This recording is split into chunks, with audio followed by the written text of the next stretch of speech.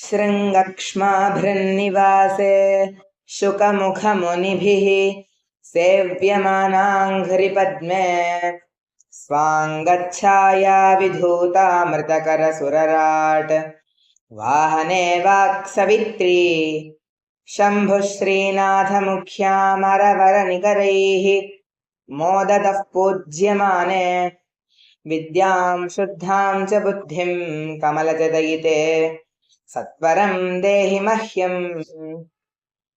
कल्यादौ पार्वतीशः प्रवरसुरगणप्रार्थितश्रौतवर्त्म प्राबल्यं नेतु कामो यतिवरवपुषा दत्ययां शृङ्गशैले संस्थाप्यार्चां प्रचक्रे बहुविधनुतिभिः सात्वमिन्वर्धचूडा विद्यां शुद्धां च बुद्धिं कमलजदयिते सत्वरं देहि मह्यम्।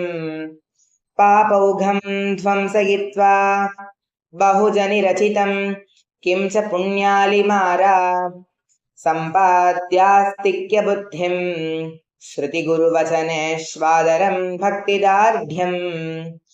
देवाचार्यद्विजादिष्वपि मनुनिवहे तावकीने नितान्तं विद्यां शुद्धां च बुद्धिं कमलजदयिते सत्वरं देहि मह्यम्।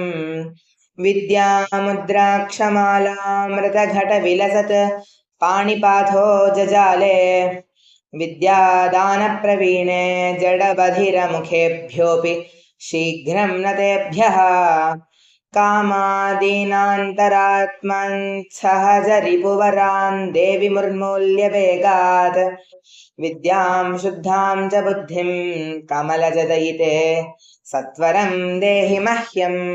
कर्मस्वात्मोचितेषु स्थिरतरधिषणां देहदार्ढ्यं तदर्थं दीर्घं चायुर्यशश्च त्रिभुवनविदितं पापमार्गाद्विरक्तिम्। सत्सङ्गं सत्कथायाः श्रवणमपि सदा देवि दत्त्वा कृपाब्धे विद्यां शुद्धां च बुद्धिं कमलजदयिते सत्वरं देहि मह्यम्। मातस्वत्पादपद्मं न विविधकुसुमैः पूजितं जातु भक्त्या गातुं नैवाहमीशे जडमतिरलसत् त्वद्गुणान् दिव्यपद्मैः। मूके सेवाविहीनेऽप्यनुपमकरुणा मर्भगेऽम्बेव कृत्वा विद्यां शुद्धां च बुद्धिं कमलजदयिते सत्वरं देहि मह्यम्। शान्ताद्याः सम्पदो मे वितरशुभकरीर्नित्यतद्भिन्नबोधम् वैराग्यं मोक्षवाञ्छामपि लघुकलयः श्रीशिवा सेव्यमाने विद्यातीर्थादियोगिप्रवरकरसरोजातु सम्पूजिताङ्गे विद्यां शुद्धां च बुद्धिं कमलजदयिते सत्वरं देहि मह्यम्।